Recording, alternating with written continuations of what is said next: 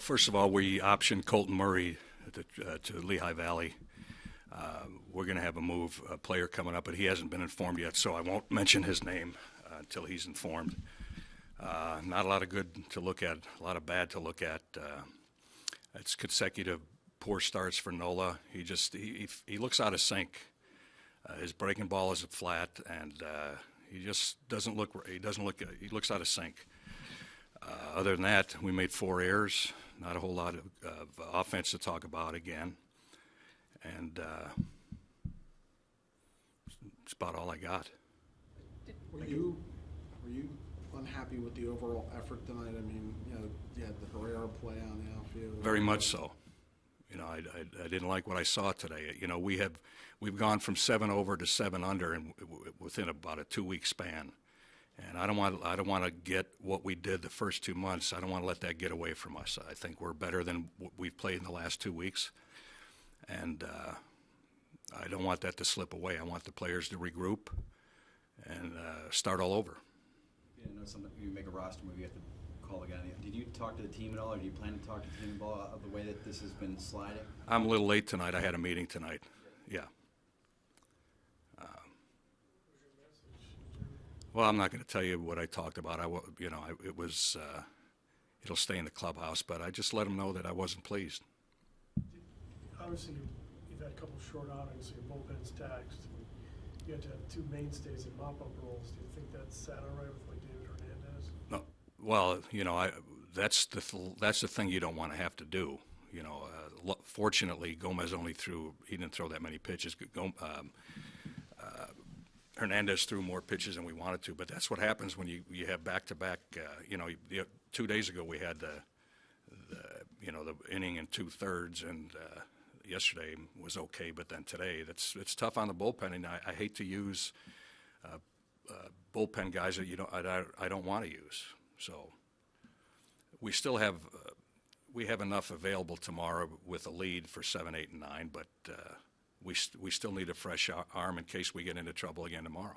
In terms of triggering maybe the meeting today, did the Herrera play tip you over the edge? I mean, that's kind of a huge mental error. Well, obviously, that nobody liked to see that. There's a few things that I've been thinking about that I wanted to have a meeting and mention, and today, was the culmination of those thoughts, and a lot of it was positive. Just you spoke? Yes. Did you talk to Herrera after that play? Like, was he just, we're getting blown out? I don't think I needed to. He knows.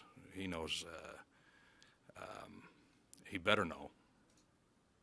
With Nola, was there anything in these last 2 starts specifically that you've seen?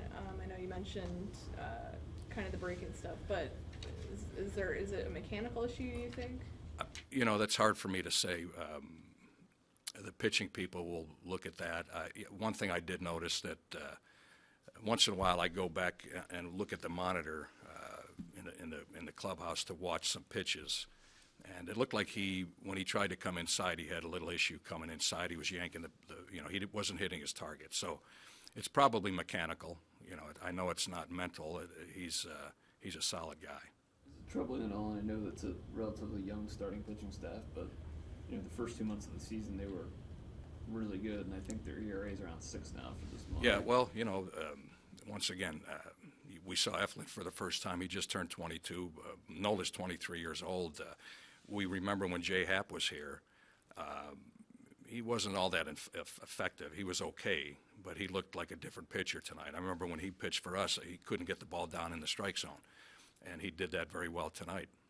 So it takes a while for guys to figure it out, and we don't have a lot of veteran, especially starting pitchers. So you've talked a lot about your lack of offense as a team, understandably so. But what about leadership? Is it coming from where it should be coming from right now? Well, the leadership comes from, I think, from certain players that have energy when they play. And for me, Freddie Galvis has shown a lot of energy, and Blanco shows a lot of energy. Rupp has a lot of energy. Other than that, we don't have that personality, that guy with that type of personality. That could be good, it could be bad, you know. You can be a leader by example. Should you have somebody with that type of personality? Is there somebody there that should be exhibiting that kind of personality? I don't mean name names, it's just. No, I don't think there should be. I think it's good if you have that guy, but I don't think a team needs that guy necessarily. If you have I talked about this a while ago. If you have a bunch of players who are accountable, are focused, and they hustle, they play hard, you really don't need that guy. If they're accountable, they know.